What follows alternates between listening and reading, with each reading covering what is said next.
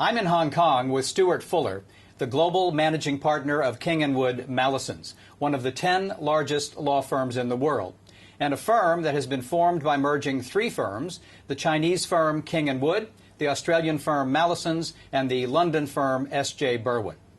So, Stuart, your responsibilities include strategy, integration, and overall firm leadership.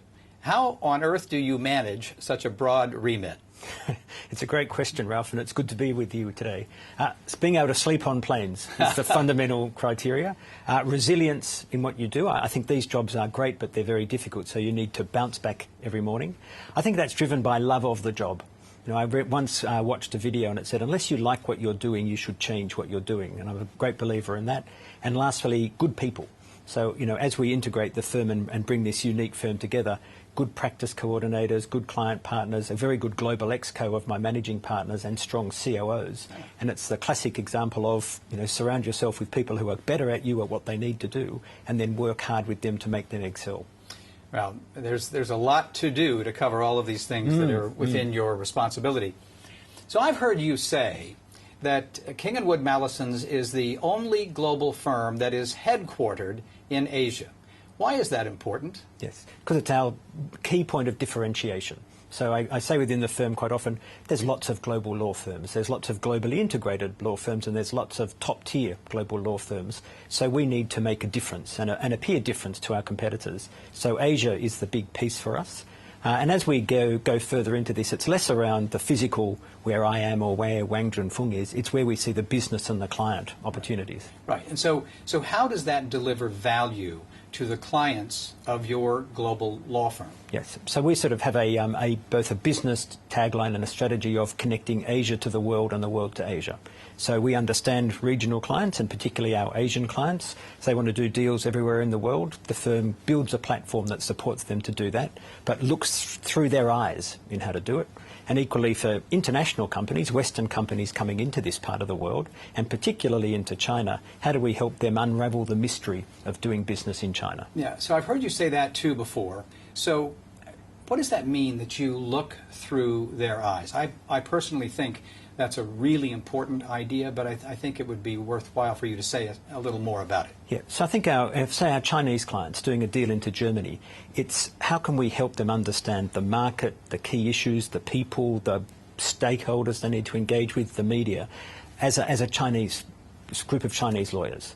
And that's local lawyers in China, 208 plus partners in China who have done those deals and can bring the sort of authenticity to what the deal is. And same for using the reverse, our German partners dealing with German clients looking into China.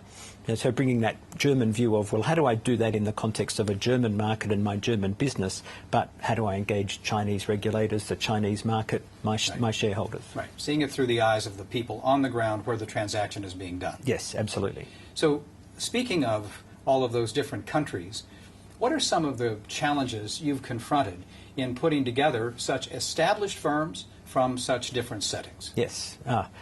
We don't have long enough for all of the challenges. It's a classic question. Look, it's again the same thing of trying to get the firm to have a global mindset. So moving the firm from an Australian or a Hong Kong, China or a European mindset to a global mindset. Whole of the firm to all of the clients all of the time is one of the big expressions in the firm. But also with us in our own business, how do you get the Australians to look at it through Chinese eyes when we're trying to work out something in the firm? And that's particularly for integration. So very established firms, very successful in their own markets and with very good processes and practices. How do you each morph those and make them change? And I talk about the firm twisting and changing, but everybody changing and adapting a bit. Yeah. So is there a key to that? Because as you say, each of these firms was very successful. Each of these firms, by definition, had its way of approaching the different issues a law firm must approach. So how now do you bring them together to do all of this in a harmonious way? Lots of talking. Lots of communication and verbal communication, not emails and not writing. But right from the start of King & Wood and Mallesons, and then when we combined with S.J. Berwin, this concept of merger of equals, not a takeover of Australia of China or China of Europe or Europe of Australia. Everybody has an equal voice. So if that means it takes us sometimes slightly longer to make a decision, if it means we make a better decision because we've weighed all the options and picked a best middle course, or the best course out of the three that we have, then I'm happy for it to take a little longer, as long as everybody owns it. Right. And do you think that your partners around the world embrace a shared mission across all of these geographies about why you've come together and what you're trying to do? Look, at different levels. I'd be lying if I said 100% of our partners totally got it and lived it every day, because we're quite a short step into a long journey.